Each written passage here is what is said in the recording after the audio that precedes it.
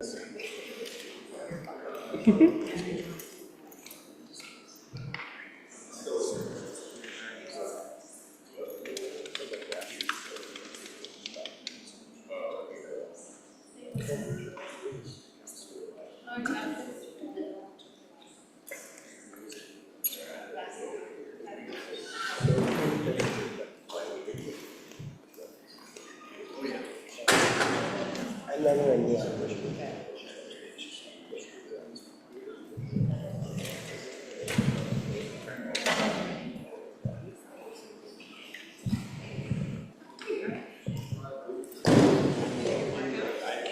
evening. We'll call the budget hearing to order. If you'll stand and join us in the Pledge of Allegiance.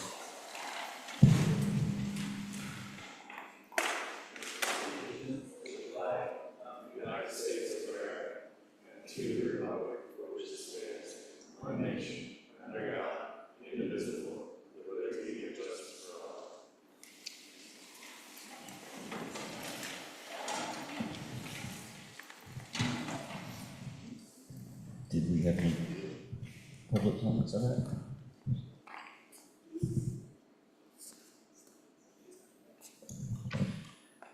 All right, we'll adjourn the budget hearing.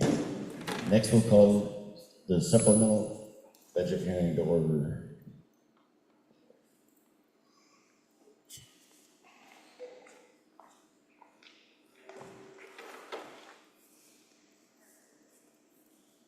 No comments on that either, so we'll adjourn the supplemental budget hearing.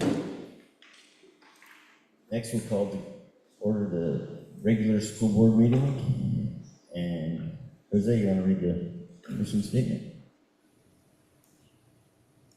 Our mission statement: educating each student to the highest standards while motivating them to reach their fullest potential and graduating them to be college, career, and life ready.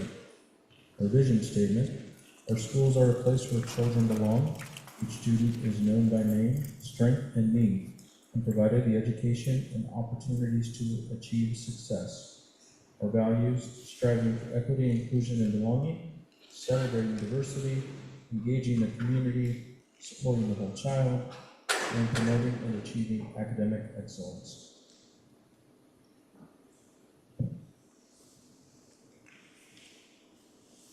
Thank you. First, let's start with the review and revision of the agenda. Comments or statements? I'd like to make a change to the agenda.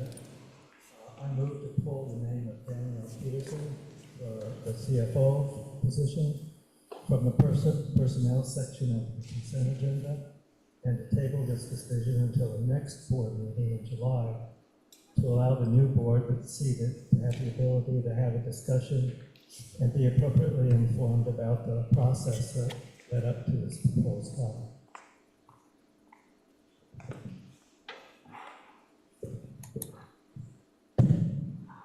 Anyone want a second? I second.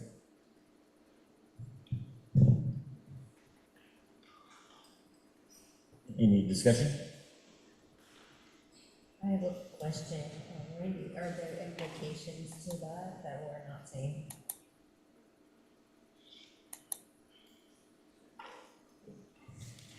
I think certainly there are. There are things at the beginning of the year that need to be done. The other is, I guess if I understand the motion, is to remove it from the consent agenda. But I'm not clear, but I'm not the maker of the motion, so there probably needs to be some debate. The board really just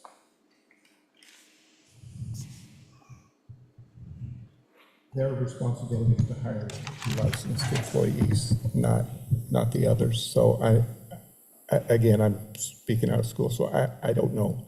But are there duties that need to be done? And Mr. Peterson's planning to be here on next Tuesday. So. Yeah, along the same lines, that gives me pause just because our meeting is towards the end of the month, and I know we've got payroll that continues, and making sure that staff are paid. I know there's staff that serve some of those functions, but it gives me pause that we don't have the head of that department to make sure operationally we're good. And also there's the process of implementing the new budget, assuming we pass it later today, that there's the work that goes towards that. So delaying that for almost a month or about a month is, I think, setting us up for a poor start to the school year. Well, I'm thinking you could schedule a board meeting earlier than waiting till the scheduled date. You could have more than one meeting. And I guess my reason here is that this is really an important hire. And the board is responsible in the end for a budget that is produced and the skill set of the new chief financial officer. So I'm not saying don't hire him. I'm just saying take a pause so that the new board can become more familiar with this whole matter. It's like, I don't know, if I was coming on, I'd want to be a part of that. And so that's why I'm doing that. If the majority of the board doesn't feel like that, I'm okay with that. But I'm not saying, you know, I don't know enough about this person, frankly. But anyway, I'm not saying don't hire him.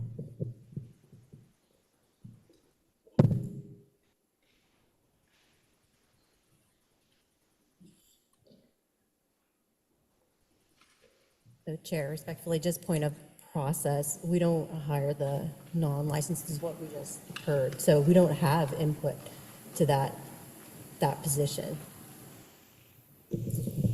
Okay. I think that's where my confusion is, because I don't, after talking to a few people, I don't know if we do or we don't completely 100%. And I think we need to be sure before we jump into it.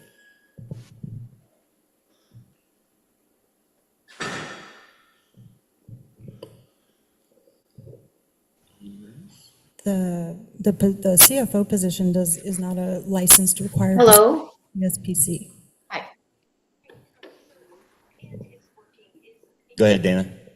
No, I can't hear anything in it, but it's acting like it wants to work, but it's. She's on the phone with Cindy. She's just coming to me. But it's coming through fine. I'm checking it right now. It's coming through fine. She has some computer problem. Oh.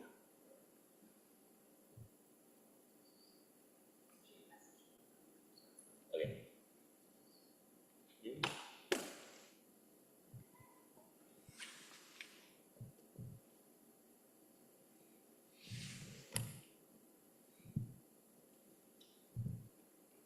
She's frozen now. Anyone else have anything? We finished? I'd just like clarification. I think that Randy mentioned this, but you're just asking to pull that out of the consent agenda for discussion tonight? Is that the motion? Because that's what we're on, is review and revision of the agenda? I'm pulling it out until July rolls around and the new board can be informed of this decision.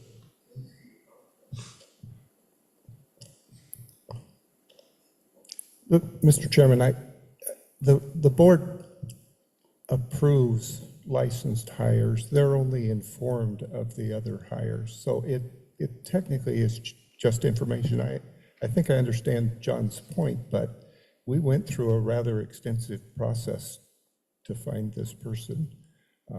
And frankly, he was my choice as part of that committee.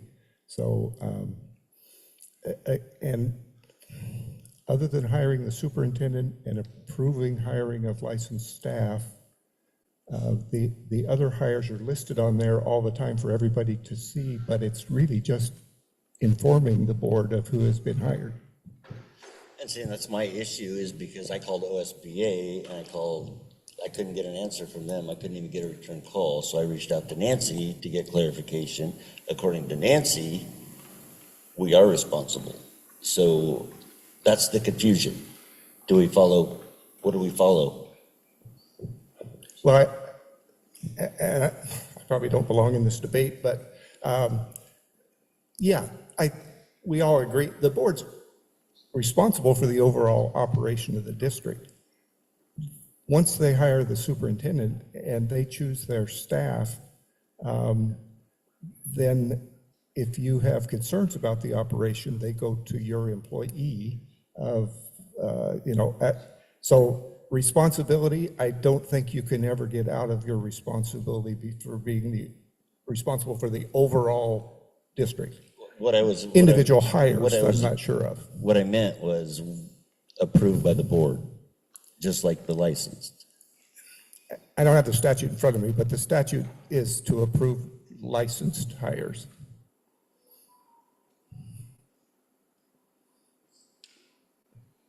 Yeah, because as I understand it, at the end of the day, the superintendent's on the hook for the full operation of the district, right?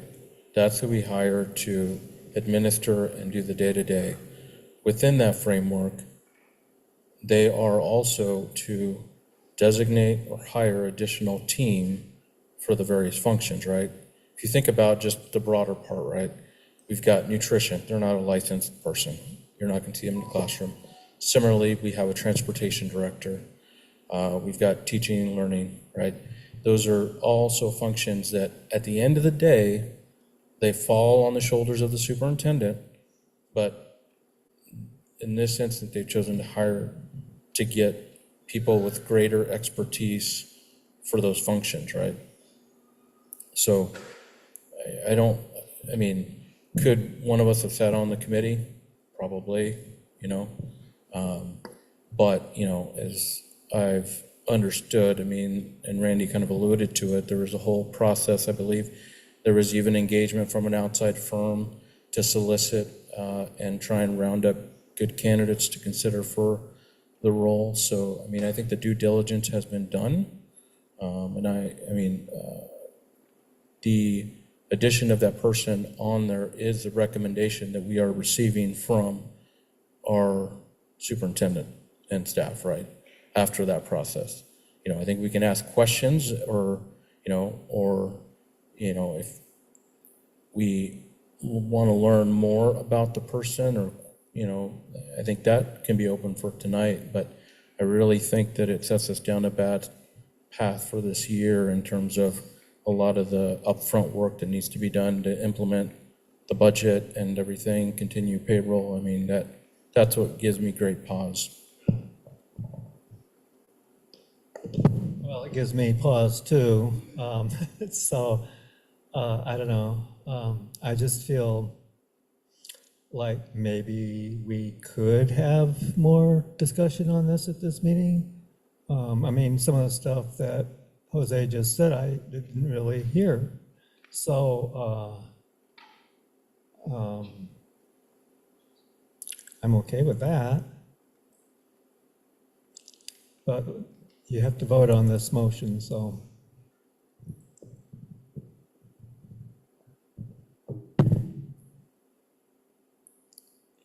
Anything else?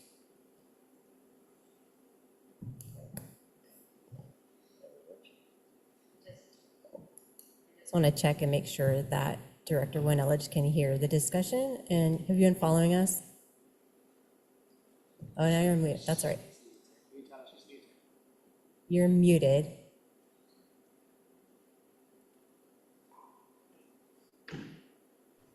Sorry about that. I was having trouble. I had to switch to a different computer.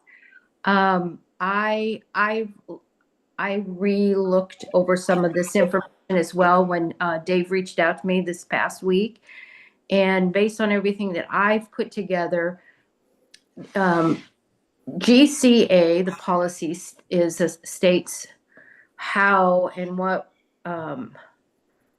I believe the superintendent's supposed to do. And as a board, we're only supposed to approve anything that has to do with the TSPC licensed staff. So in order, I think the issue we're having is the way it's being presented in the documentation. And I think the documentation is what we need to look at to create a clearer reason on what the board should be voting for as far as licensed staff versus regular hires that are brought in by the superintendent and human resources.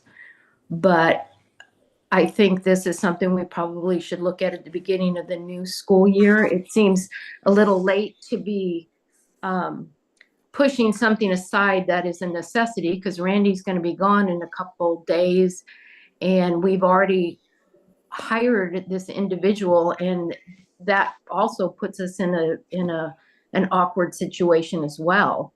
And I think it's something that we need to look at again in July to make it a little less cumbersome when we're looking at the personnel reports.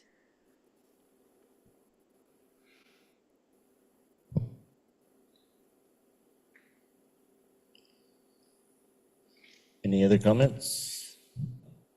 And we'll take a vote for the motion on the floor.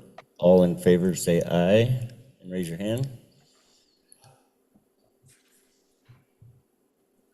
All opposed, say no and raise your hand. No. No.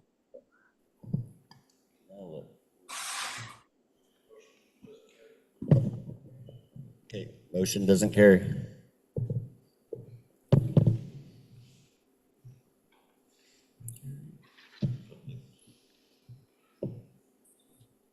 All right.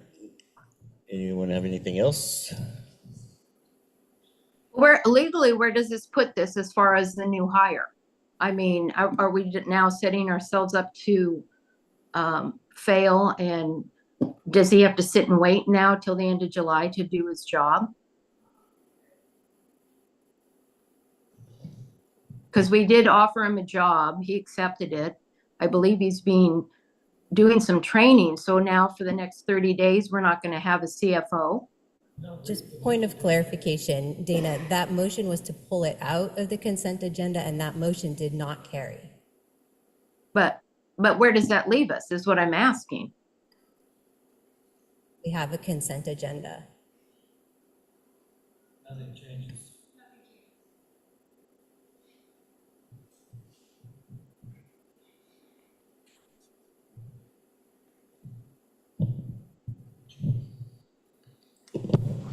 I just want to say, I'm okay with that motion not passing. I mean, I can see the points that are made, but I think this was a good discussion. And so I like what Dana is saying. I think she's right on. And just a little bit more conversation in July is a good thing. So that's where I stand. Okay, next we'll move on to public comments on agenda items. With none, we will move on to the consent agenda. The consent agenda consists of routine items such as previous board minutes, routine personnel actions, and routine financial transactions. Normally, there's little or no discussion on these items. So we have the board meeting calendar, minutes from the past board meetings, personnel report, and second reading on policies IKFB, IA, AHCD. Any comments or discussion? If not, I'll entertain a motion. I'll move to approve the consent agenda and as it was presented. Second. Okay, motion by Director Nelson, seconded by Director Richardson. All in favor say aye. Aye. Opposed say nay. Any abstain? Motion passes.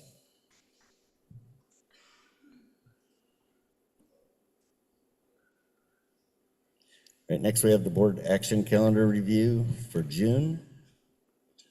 Almost over. Looks like adopt the budget, revise policies as needed, attend school activities. Any discussion or comments on the policies?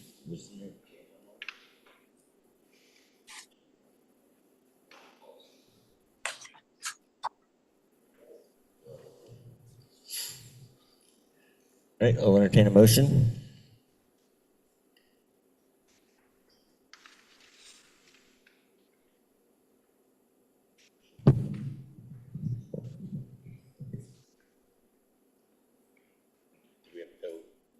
Those are no motions on those, okay. Never mind. Next we'll, what's that? Yep, next we'll move on to the student staff recognition. None? Okay. Student representatives to the board report.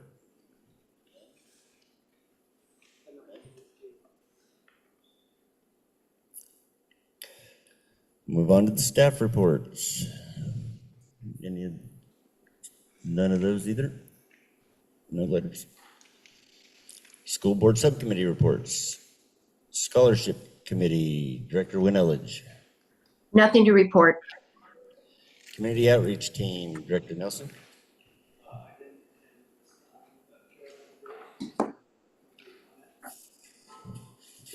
I did attend the community outreach team meeting. We had a great discussion about the Rowena fire relief efforts and that all the different community agencies helping our families in need. And they had a lot of discussion about the upcoming Washington trip, which will take place in September, and the things that they're prioritizing for advocacy at the federal level when they make their trip to Washington.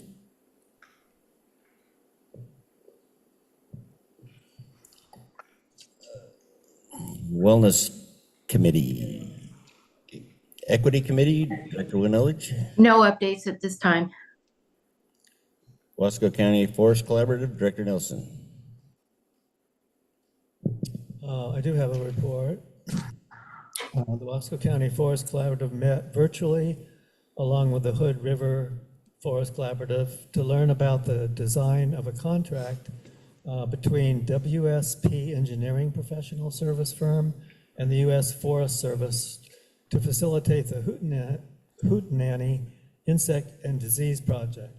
So the Forest Collaborative support implementing a full range of treatments, which will be critical to reducing the risk of running crown fires and insect and disease outbreaks.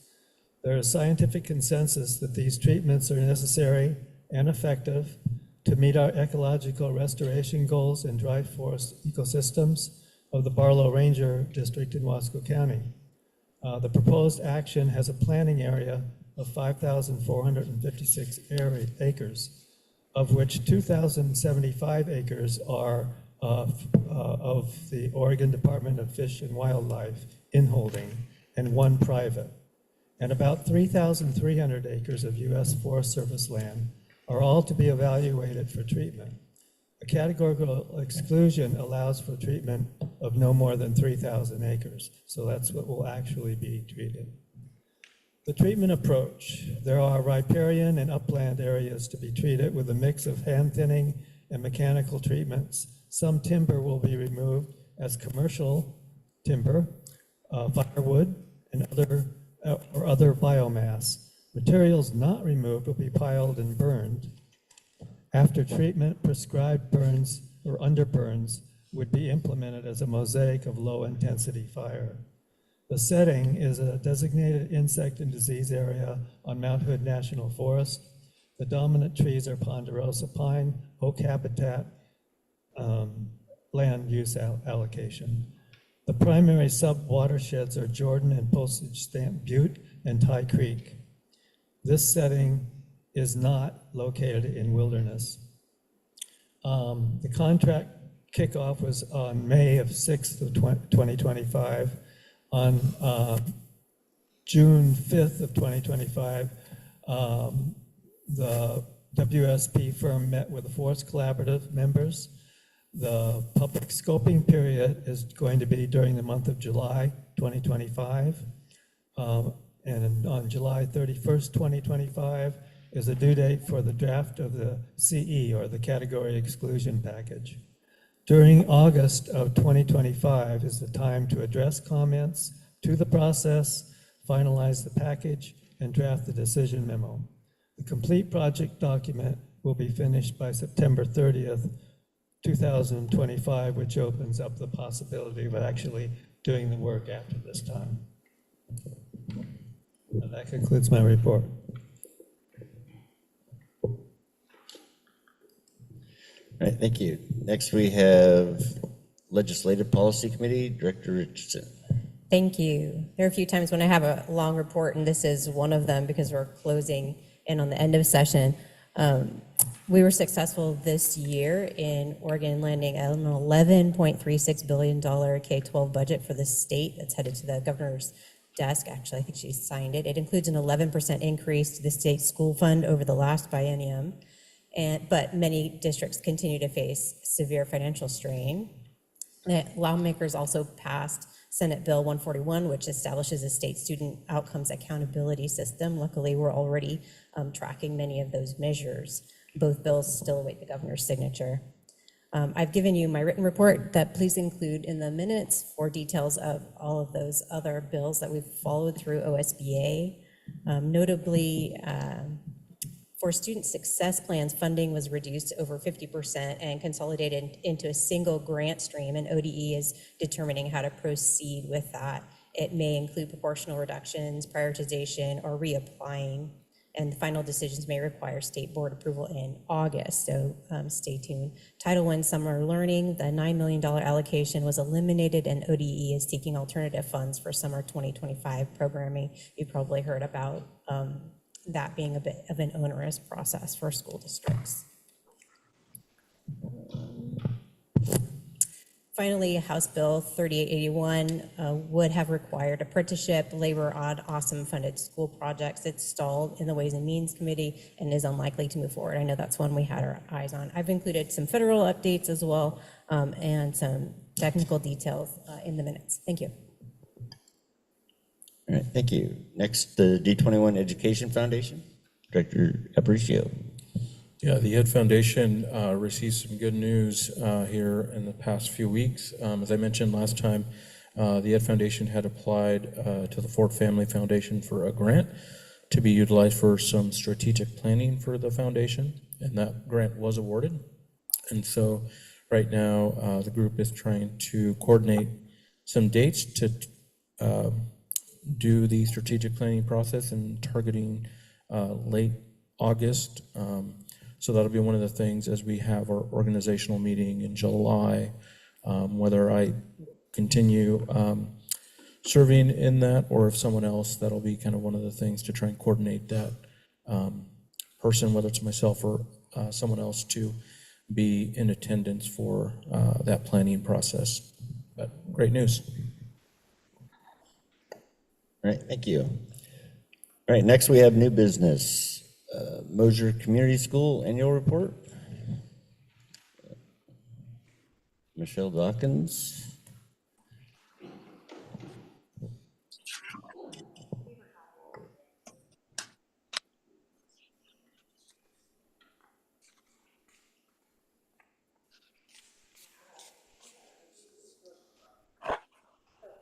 Thanks, Robin.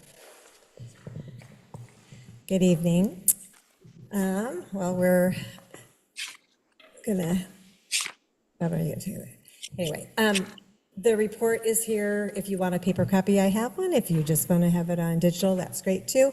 What I'm going to do is I have just a presentation that goes over the report fairly quickly. Go ahead. Our Mosier Community School core values remain focus on the whole child, valuing community. And then this year we actually went through, go ahead.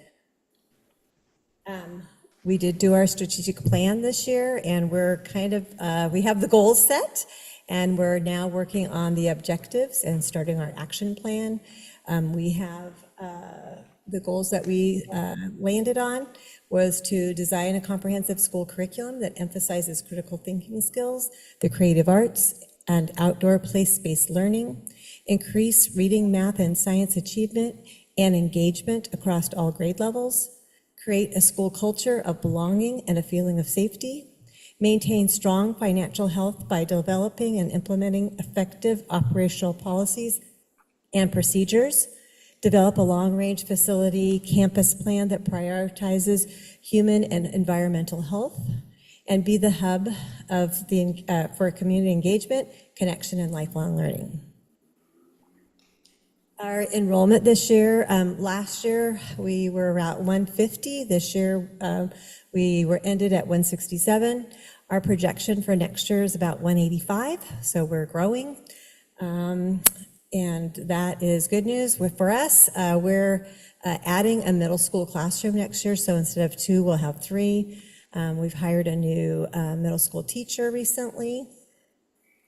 And can I go back to the other slide? The percentages actually didn't, as far as like our students with disabilities, that actually went down. It was at 17, went down to 14%, as did the English language learners.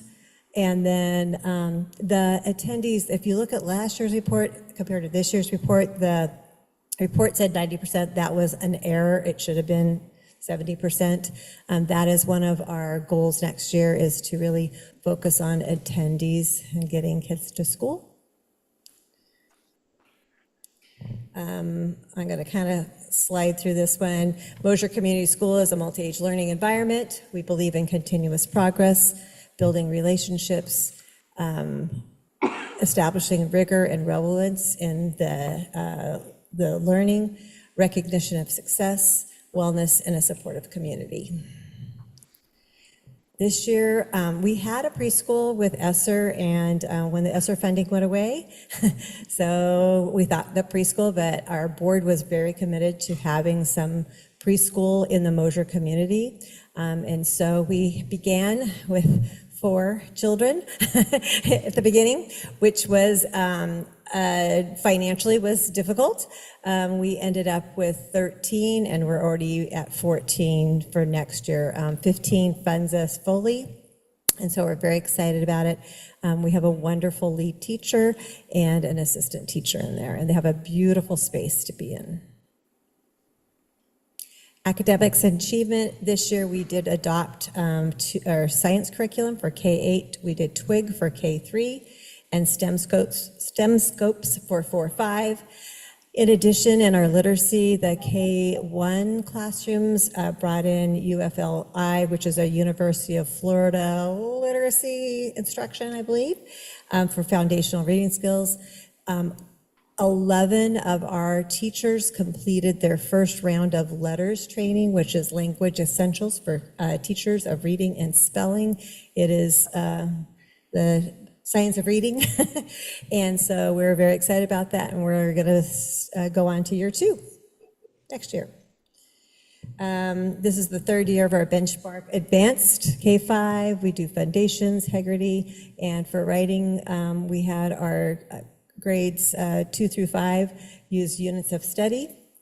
Math is still iReady. We also use it to as a diagnostic to monitor our progress. And we are just beginning for our middle school a vision and voice committee. We've had 1 meeting, and we're going to meet again in August, just looking at how we can best serve students in middle school. And we're also partnering with Educational Excellence.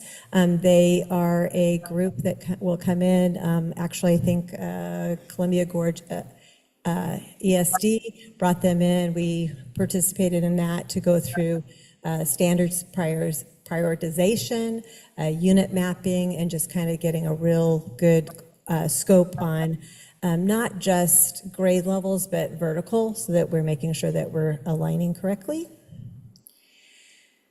This has been a struggle, I think, for all schools around the country. It's just a behavior management. And so we're really kind of looking at how we can best support our students and our teachers as the behaviors tend to impact classrooms and all those around them.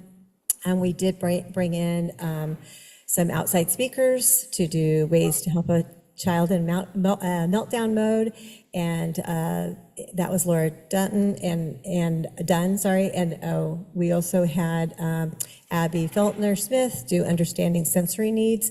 Both of those were really well received, and we had all staff come in for that.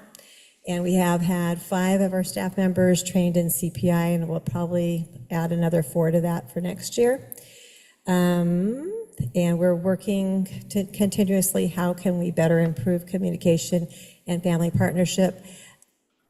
Most of us really loved Parent Square. It was a little rocky to get started with the implementation of that. And we still have a few parents that are not on it. So that is a goal for our back to school night, is to have an actual meeting, mandatory meeting where we have all parents in there to like, okay, get your phones out, here we go. Assessment, we do Dibbles assessment for K-6. It is our dyslexia screener for our kindergarten, any first graders that were not at Mosier the year before. We have a literacy specialist that monitors carefully throughout the year. We have ongoing meetings, sometimes monthly, sometimes each trimester, just to look at where kids are at and make the adjustments as needed.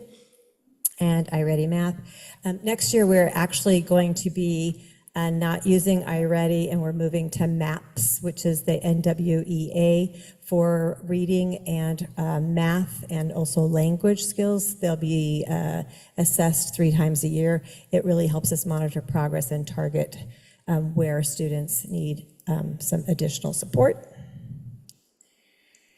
State testing, these are all like very unofficial there, but I want to say that we've made some pretty good improvements around. We are nearly almost all of them with the state, which is not exactly, something to celebrate, because I still think the scores are very low. But I think that we are performing pretty well through things, except for, we're not going to look at 8th grade math. So anyway, those kids they struggled this year. So, and I do want this next slide here. I tried to show, because when you compare a 4th grade year to another 4th year grade, it's not really comparing the same children. So if you looked at grade 3, if you follow grade 3, who's now a fifth graders, in 3rd grade, they're at 25%, they went to 40 and 38%, so they've made some gains in math. If you look at them in ELA, they went from 25% when they were in 3rd grade. 4th graders, they were 40%, and now they're at 58%, so they're definitely making a lot of gains in that. That also kind of helps us when we're doing the prioritizing the standards and looking at our curriculum. It does look like, we had kind of talked about looking at other ELA curriculums, but it does seem like Benchmark is doing its thing, and also with the teachers using it as a tool. I would say for the most part, everybody held pretty steady. Our 8th grade class was just a tough class for us this year. So science, still not where we want to be. We're putting some extra effort into that. We actually brought in and had a middle school science teacher that did extra science, so they got a double dose of science every day. So hopefully that's going to pay off for us. Mosier continues to be very strong in clubs, community events, and activities. We began with every Monday, we have Mosier Monday morning meeting, and that's K-8. We all get in the gym and celebrate together. We have jogathon, 6th grade outdoor school, family nights, and on and on. We did a STEM night this year and an OMSI Science Day. This year in the spring, we had our spring conferences, but we're also now moving to portfolio nights instead of a spring conference. That brings families in to go through with the kids their progress over the school year. And the next one is our Made for Mosier. This was a change from Made for Mosier. They normally do a dinner that's like $50 a plate. We decided to make it more of a community event. Very successful. So there was games, there was a cornhole tournament that was very competitive. We had food. Our children came and sang songs for the community. It was a really wonderful event. This year, we also had a $15,000 grant to revamp our garden, and we had a lot of help with that. And if you go see it now, it's got lots of stuff growing in it. And that's our community, that's our staff. Our board members, we were led this year by Dan Watson, and the board remains the same for next year. What's happening next year is Emily Strands will become our board chair, and the rest of them stay the same. Dan's just wanting to step back a little bit. Our big grant, the DOE $868,000 grant. If you come to Mosier now, it's a mess. We have an HVAC system going in a 100-year-old school. It's interesting where they're putting ductwork at, and we're kind of, it's been very interesting but that big 100-year-old boiler, which was on CNN, by the way, they came out and did that for us. That will soon be going away. We are supposed to be up and running by July 10th, I believe, for our new heating and cooling system, and more importantly, ventilation. We have had our ups and downs with the grant, with the DOE, but currently they're accepting our invoices, and we're eagerly awaiting them to reimburse us for about $300,000, and then if we get that, then we're going to keep going. And so our hope is that we get the whole grant, which in December was pretty much up in the air. That is our financial is up there. We're currently doing very well. We're just, we're a small school. We have a small budget. Any sort of change to staffing makes a huge difference in our budget. 85% of our budget is people, so we try to be pretty conservative. Next year's going to be a little tight for us because we are going up, but it kind of lags a little bit with the funding, and so we do have a reserve that we're going to just kind of pull that in, and then we'll pay it back next year. But we're very financially sound. And we do very much appreciate the support of North Wasco. Dr. Bernal has been very supportive of us. She came out and visited us. Anyway, we really like that. Questions? I think it's great that you guys have been able to kind of stand up a preschool element to Mosier. I think that is great. I'm just curious, are you seeing everyone kind of matriculate and continue on to kindergarten, or how's that looking? I saw 13, I think your kindergarten was about 17 people. So this year we had 13 kindergartners. 5 were ready for kindergarten next year. 4 of them are coming. 1 family is actually moving out of the area, otherwise they would. So and that is kind of the point of it, is to kind of bring, because we can prioritize people that are in our preschool. We have also applied for the preschool promise, because right now we're just, that doesn't look super possible. I just saw they had a 10% funding, and it was kind of weird. They sent out that we were denied, and then they retracted it. So we may or may not get that. I don't know. It seems like we should, just because there are no other preschools. I think there's a daycare in Mosier, but there are no other preschools. So. Yeah, no, And exciting. it definitely needs, it's a need, and it was very much a commitment by our board. They really were wanting that.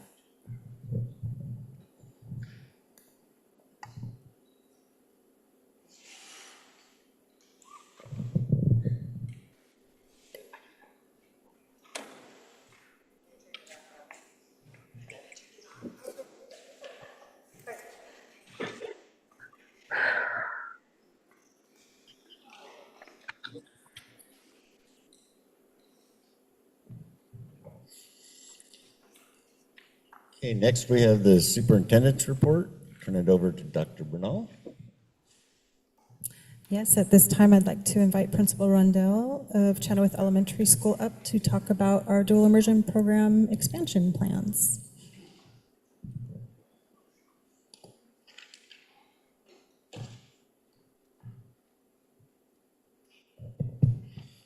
Good evening.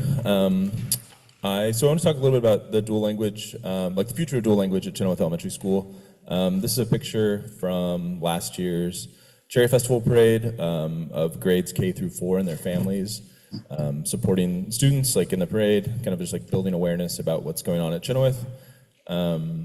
The next slide is kind of the three pillars of dual language. So cross-cultural competence, bilingualism, and biliteracy, and then academic achievement. This is something that we're working on in the dual language program, but we're also working on as a whole school to kind of like bridge that gap between dual language instruction and our English instruction in K-5. The next slide is just kind of a picture of who our teachers are in the dual language program. You've met some of these people. Master Yessi was the regional Oregon Teacher of the Year. And then next year, Maestro Bustos will be our 5th grade dual language teacher. We've grown every year, so the way the program has been structured is that we're rolling up every single year. Our goal next year is to expand at the kindergarten level as well. We're also hiring more educational support staff that are bilingual and generally native Spanish speakers to kind of hopefully closely more represent our student population at Chenoweth Elementary School. And just a little kind of overview. I know several people have heard kind of what dual language looks like, but Chenoweth's dual language program is a two-way DLI model, which means there are native Spanish speakers, there are native English speakers, and there are bilingual students in the program, and it's an 80-20 model. So at the kindergarten level, 80% of the instruction is in Spanish and 20% is in English, supported by our ELD teachers, our specialist teachers, and then by the time students are in 5th grade, the model is 50-50. So some subjects, like language arts, is being split between Spanish language arts and English language arts based on the unit. And some of the curriculum we have in the program is the same, so there's going to be some collaboration across grade levels, which is great. So our iReady math curriculum is in both Spanish and English. Mystery Science, our newly adopted science curriculum, is going to be in Spanish and English. And then next year, in grades kindergarten through 4th, our dual language teachers will work with Foundations, our foundational reading curriculum has been in place with our language arts adoption for the English-speaking students for 2 years now. And when we were looking at expansion, this has been kind of a long process. It started last 2 springs ago. In the spring of 2023, we had a dual language family night, invited families to come provide some input, talk about their hopes, their dreams, like what they wanted for their students in the program. At that point, we weren't really talking about what would middle school and what would high school look like for students. We just wanted to kind of gather some feedback. This spring, we had more of a focus on what do we want this to look like for our 4th graders as they become middle schoolers. We have about 121 students in the dual language program. 88 families participated in the survey feedback in this spring, and this graph is kind of a representative of who or how many families from each grade level participated. So we had the biggest turnout from kindergarten families, and then we also had a few future DLI student families there as well. And we asked some questions about what do they want for their students, and if we were thinking about expanding dual language in the district and keeping 6th grade at Chenoweth, is that something they would commit to? And so 89, almost 90% of families said yes, that's something they would do. And then another kind of larger chunk said, maybe we would keep it here. And then we asked about 7th and 8th grade and had very similar results. So about 98% said yes or maybe, that we would commit to keeping our students at Chenoweth for 7th and 8th grade. And we believe, based on this data, that expanding the model at Chenoweth makes the most sense to kind of keep that momentum growing.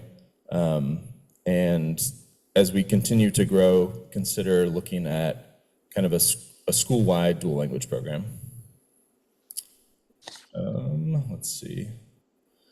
In this planning process, there's a District 21 team that's in place to kind of work on dual language expansion. It's myself, the assistant principal, Mairead Bean-Kelly, Dr. Bernal, and Shannon Brennan are kind of meeting with a couple of consultants from Oregon State University, and the Westland Wilsonville School District. In the past, we worked with Jonathan Foss from Columbia Gorge ESD, but we're really looking to identify what our metrics of success are, and we really wanted to work with families and respond to what the community was asking for, and I think that's what we found when we looked this year at talking about what would expanding at the base look like. So adding another kindergarten class, if you go to the next slide.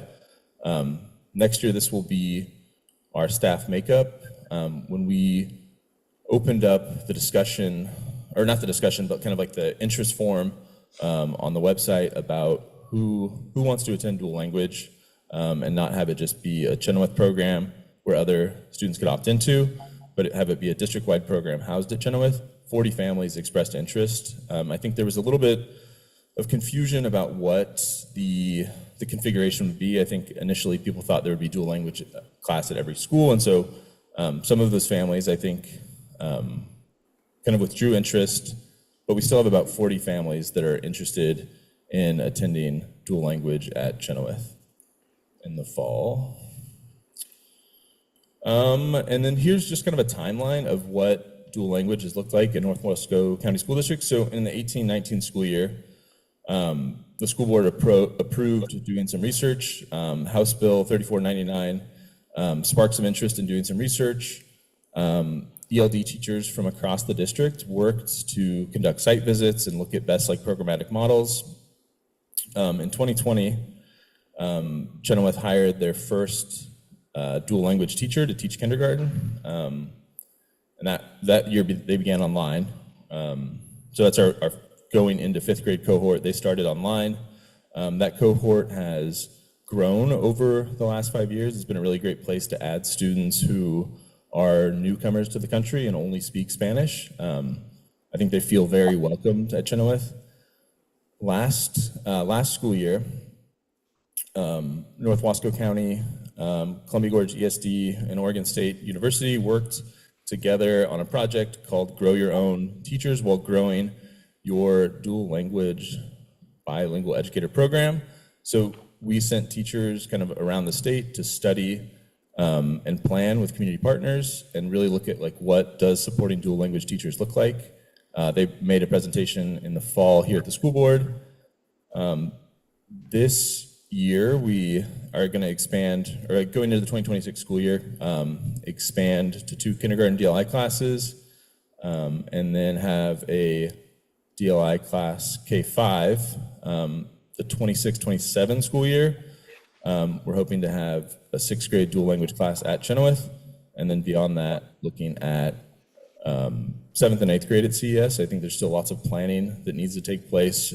We would love to have some parents attend site visits with us next year, or every year. 5th grade attends the middle school to kind of see what middle school is like. We would love to take our 5th graders to a K-6 model to kind of show them what a 6th grade dual language experience would look like. Canby Schools has a kind of a magnet school that does that, just so they have a similar sort of matriculation experience. And then the next thing is just more staff and families. But I also attached a kind of a parent feedback summary. So there's another attachment that should be in your packet that kind of summarize some key themes and quotes from our feedback summary. And it was it's great to look at and kind of see what people are proud of in the dual language program. That's what I have. Thank you, Amy. Can I ask you a question? Yes. What do we know about the stickiness or the drop off? We just looked at data from Mosier, which is true for all of our schools, right? Kids kind of regress during the summer and have to catch up in the fall. So your kiddos who are in the 5th grade now, presumably if they're at grade level, they're 5th grade bilingual, biliterate.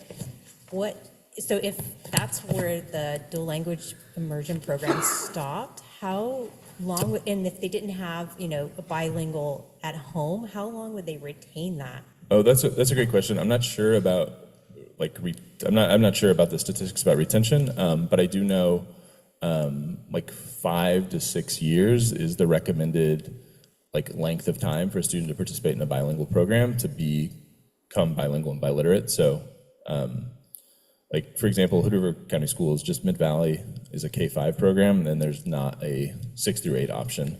But kind of kindergarten through 6th grade is like the sweet spot, I think, for bilingual. And I gotta go to the hospital. Other questions? For this increased kind of demand that we have that's necessitating that additional kindergarten classroom, is that primarily just from Chenoweth families, or do you know kind of how much is from either Colonel Wright or Dry Hollow? The last time I looked, it was about a 60-40 split, so like 60% of students from Chenoweth and about 40% pulling from the other 2 elementary schools. But I'm not sure exactly what the makeup there was. And some of those families, I think, were under the impression that Dry Hollow and Colonel Wright would have a program, and so they were interested, but maybe not interested in like moving schools.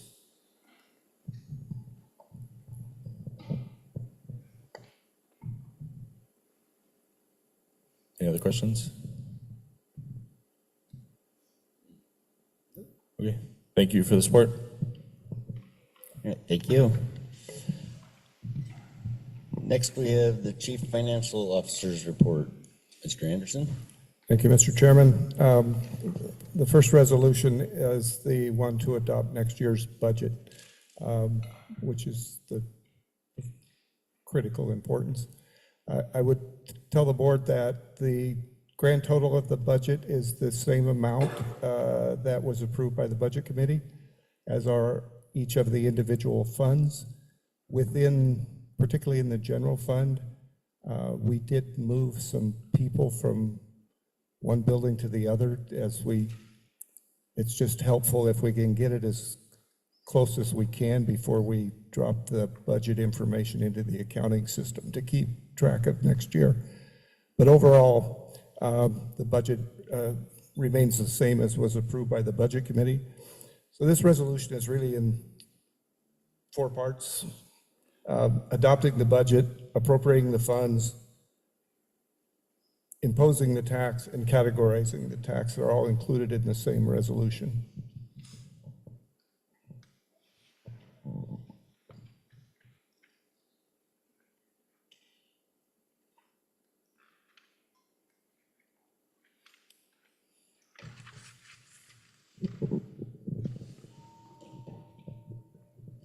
I'll move to approve and adopt Resolution 2526-01, adopting the budget, making appropriations, imposing and categorizing the tax.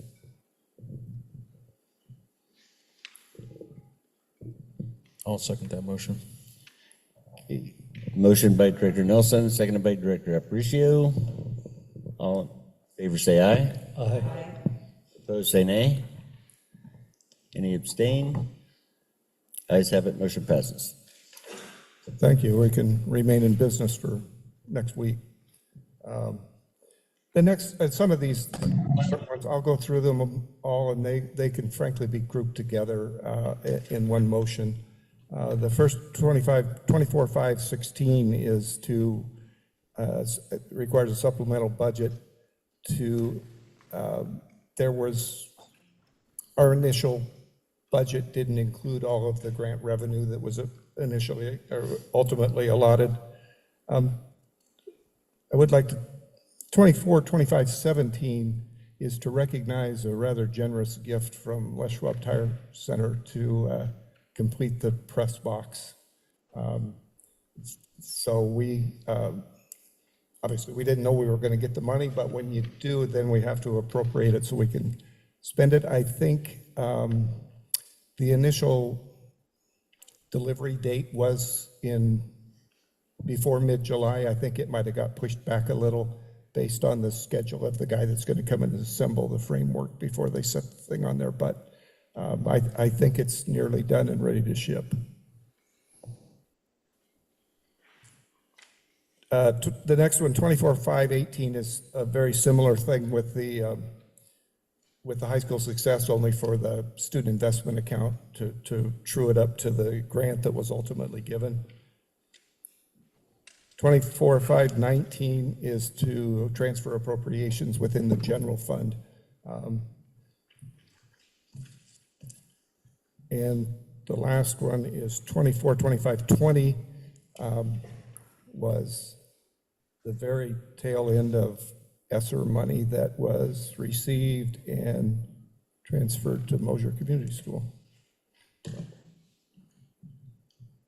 They could be grouped. Chair, I'll make a motion to approve the resolutions 24, 25, 17, 18, 19, and 20 as presented. 16 too. And 16.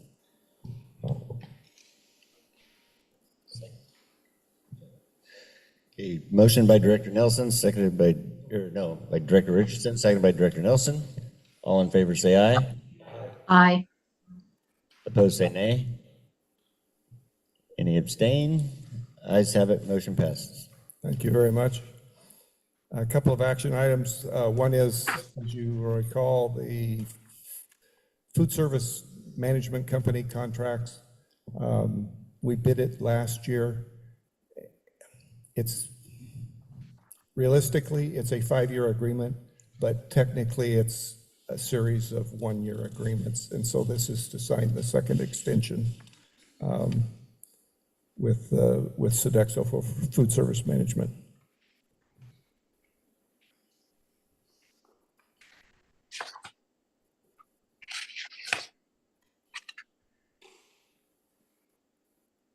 I'll entertain a motion. I'll move to approve the contract extension for Sodexo America LLC for the food service management. I second. A motion by Director Aparicio, seconded by Director Winellage. All in favor say aye. Aye. Opposed say nay. Any abstain? Ayes have it, motion passes. Thank you. The next action item is, it's been a rather lengthy process, but we replatted the Columbia View Heights property, separating it into 2 parcels. And I think the caveat, I believe this is correct, that any action taken prior to surplus pieces of that property would be superseded by this now that it's been replatted. Frankly, I don't recall, but this would be the last action. So we've taken it through the planning process and divided the property into 2 parcels with the intention of retaining 39 acres and making nearly 60 available for sale.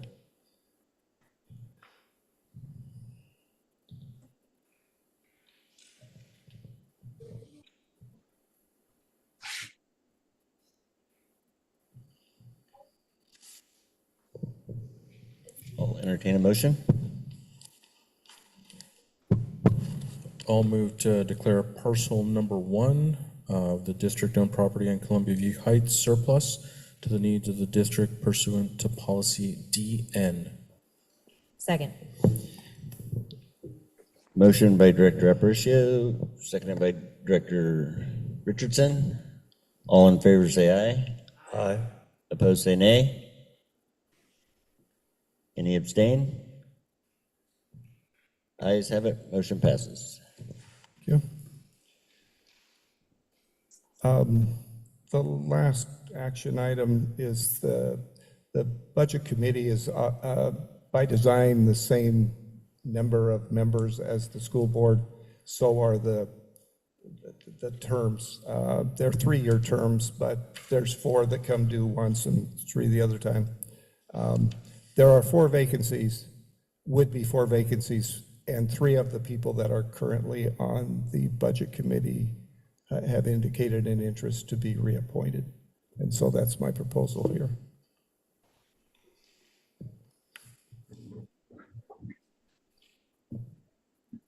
And then for the fourth one, I'm assuming in the lead up to the budget season next year, we'll have an application process for folks to express interest.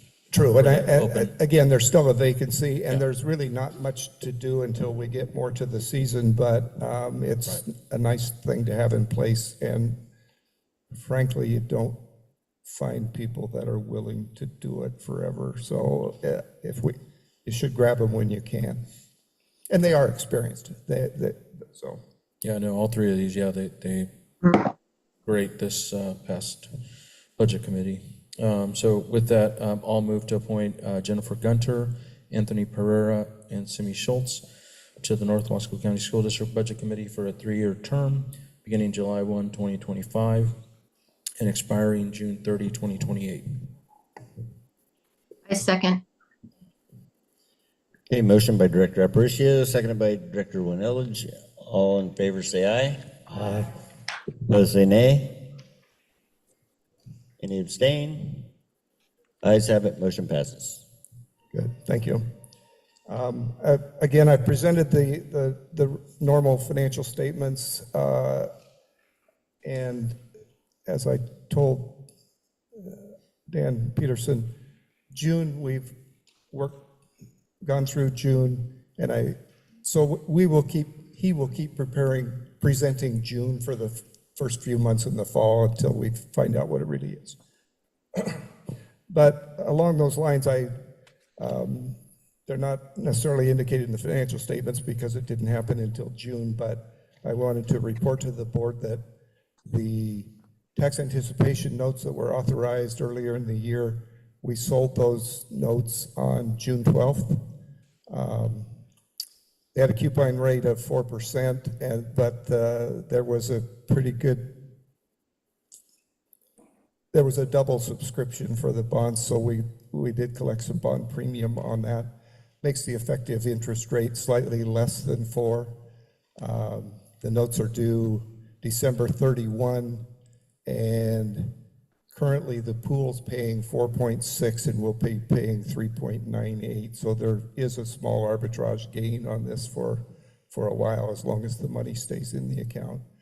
Net, in all of the underwriting and bond attorney fees and all that were paid at closing, so we netted $1,746,000, and to be repaid. The note is $1,790,000 to be repaid in December. So also the general fund, as you'll recall, last year had a negative fund balance, and my goal was to try to undo that, but I don't think I'm going to make it for a couple of reasons. One being we reduced the enrollment estimate, and so we actually received about $1 million less in the state school fund. Secondly, our property tax collections have been trailing less than last year, which is odd. I've met a couple of times with the county treasurer.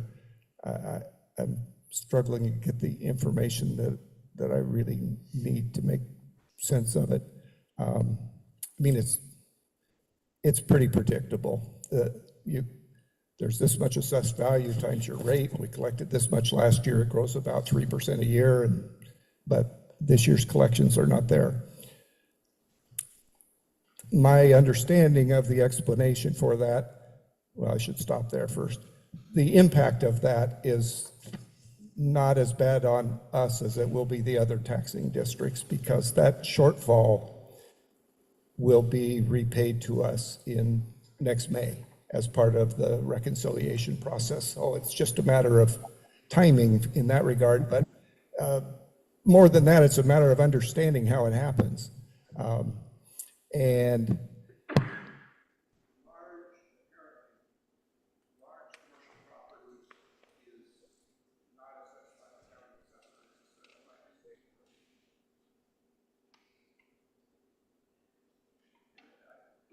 It wasn't.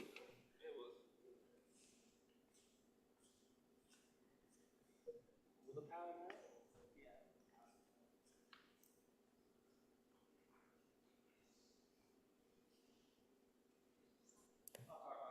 so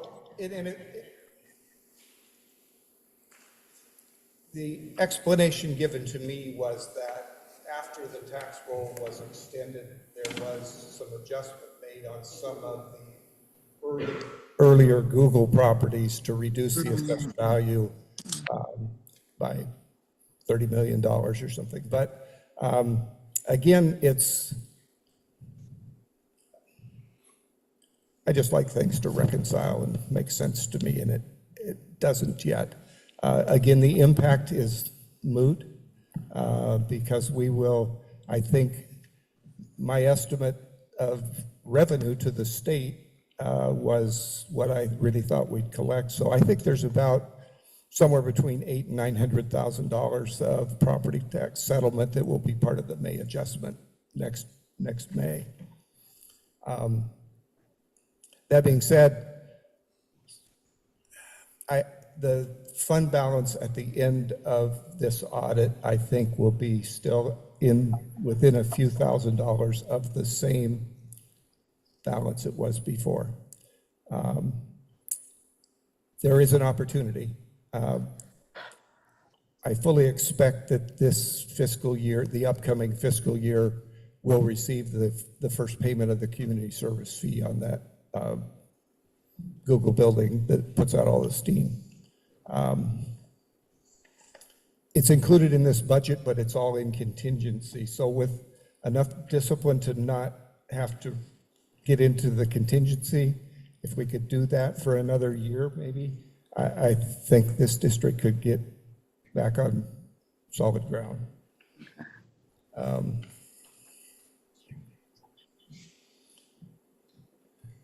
The enrollment, as you recall, we reduced the enrollment to from 2,900 to 2,820, which was about $1 million worth. And coincidentally, the average enrollment for the year was 2,018. So we only missed it by 2 kids. So I'm suggesting that we won't have an adjustment based on enrollment when we get to dilute that property tax repayment. I'm sorry for taking so much time, Mr. Chairman, but there's some year-end things that I really need to do. Remind the board, the district received a $500,000 EPA brownfield grant to mitigate the materials at the old Chenoweth Middle School.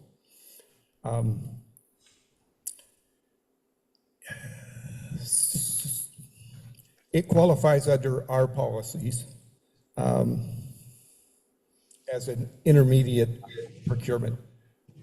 I need to get 2 things. I need to get a qualified environmental professional to oversee the thing and certify that the material's gone.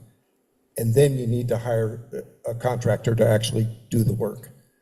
So I bid for the QEP, received that, scored it, prepared to issue them a contract.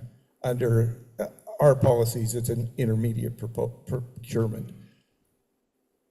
However, the federal government has their own procurement rules. So we're following, they're more stringent than ours, so we're following theirs. So we'll get these people on board. It's Stantec, and they are the ones that did the initial brownfield work, and they've done brownfield work for the city of the Dalles, so they're familiar with the area. Their bid was $83,500, so we'll have $400 plus to hire the contractor. So part of the agreement with Stantec is that they would help develop the scope and the sequencing and all that, so we can issue an RFP for the contractor. Yes. And finally, you're probably really glad I said finally, aren't you? I like the people that I supervise that are part of the food service, transportation, and maintenance.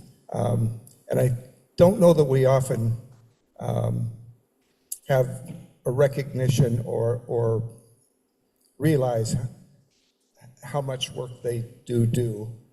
So in a year's time, just nutrition services served 427,000 meals. Wow.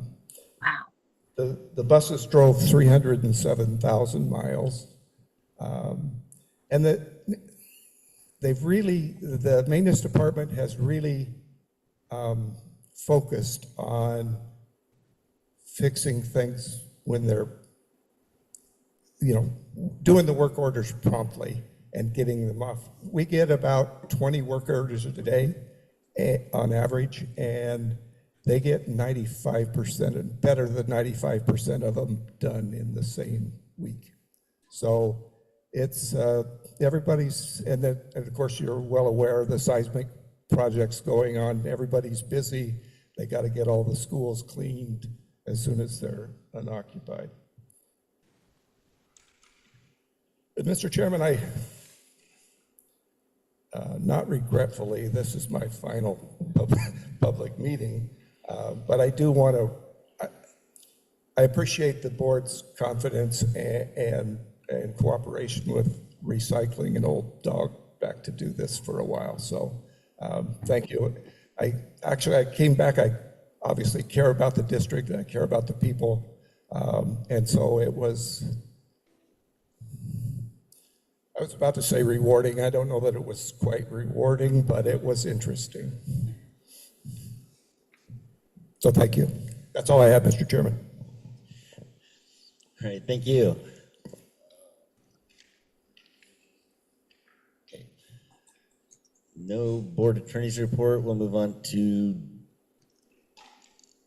co-ops from Dufur for girls soccer and boys cross country.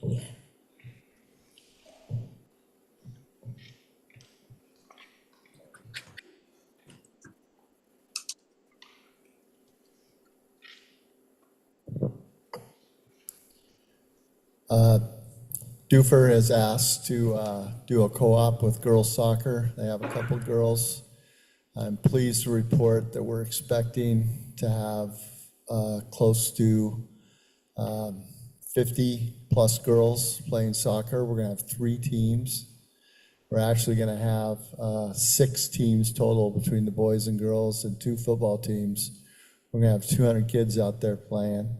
So I think a couple more kids from Dufur won't hurt us any. It's not going to hurt our classification any either.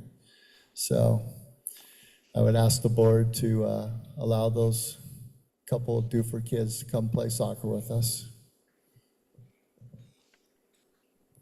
Chair, I'll move to approve the one-year girls soccer co-op with Dufur for 25-26 school year as presented. Second. Okay, motion by Director Richardson, second by Director Nelson. All in favor say aye. Aye. Opposed say nay. Any abstain?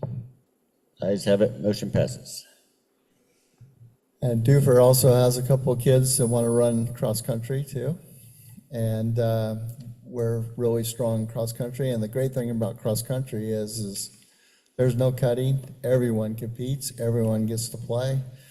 There's equal playing time for everyone. So once again, it won't hurt our classification. And it'd be nice to allow them to come run with us, if you guys think it's good. Mr. Chair, I will move to approve the Dufur Boys and Girls Cross Country Co-op. A motion to approve this one-year Boys and Girls Cross Country Co-op with Dufur for the 25-26 school year as presented. Second. Motion by Director Nelson, second by Director Richardson. All in favor say aye. Aye. Opposed say nay. Any abstain? Ayes have it, motion passes. Thank you very much.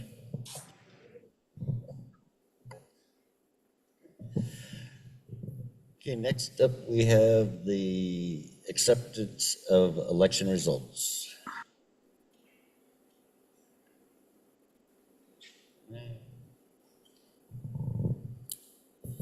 Chair, I'll make a motion to accept the election results from the May 20th, 2025 special district election as presented.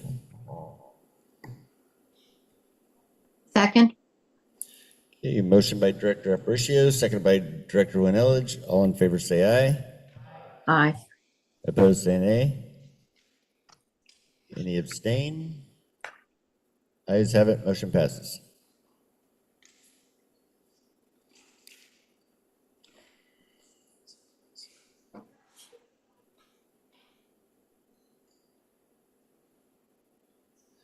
All right, next up, we have the swearing in of the board members and student representatives. Start out with the board members coming on. If they are here, Betsy Hagee, David Pauline, Kevin Kramer, and Katie Kelly, if you want to come forward.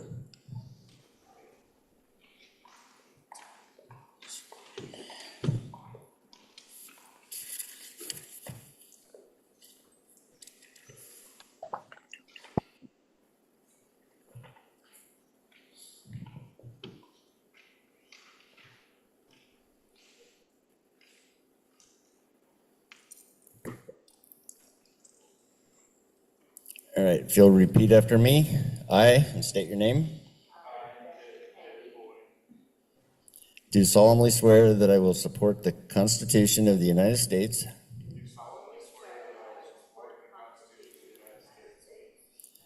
The Constitution of the State of Oregon and the laws thereof.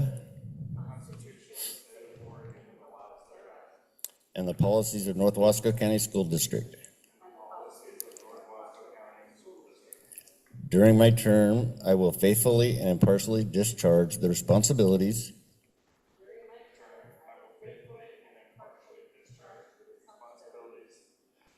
of the office of school board member to the best of my ability. Congratulations.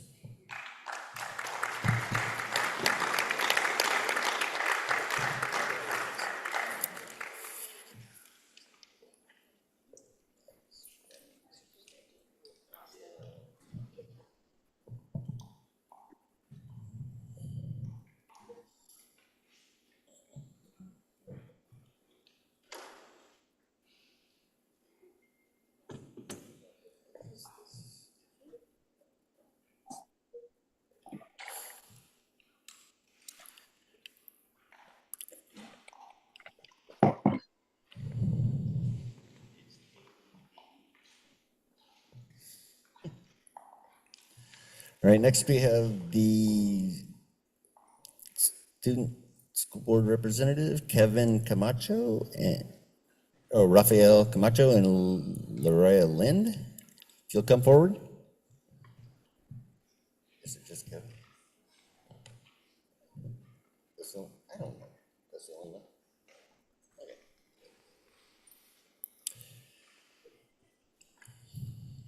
If you repeat after me, I, Rafael Camacho, will support the Constitution and the laws of the United States,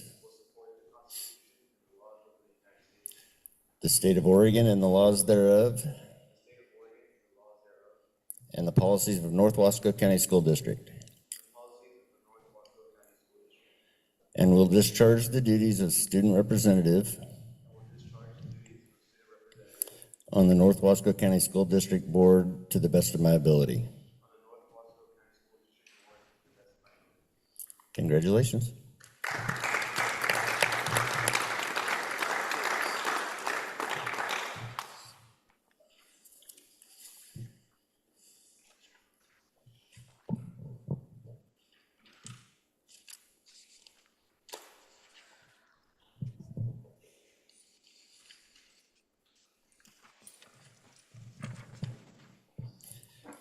Okay, next we have first reading on school board policies. Information only.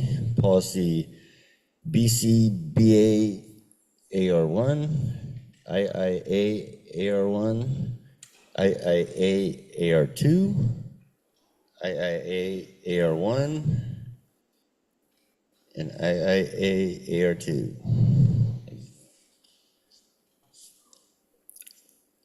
IIA AR3, IIA AR4, and IIA AR5.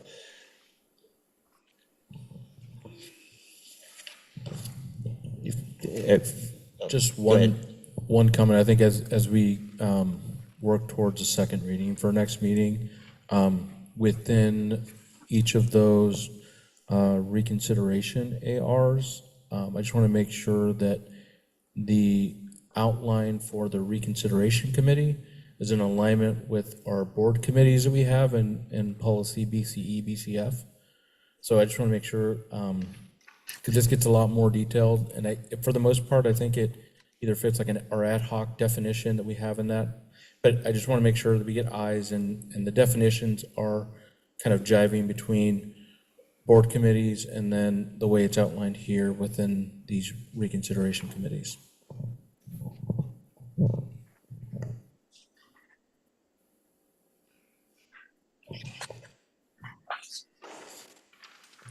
Anyone else have any comments?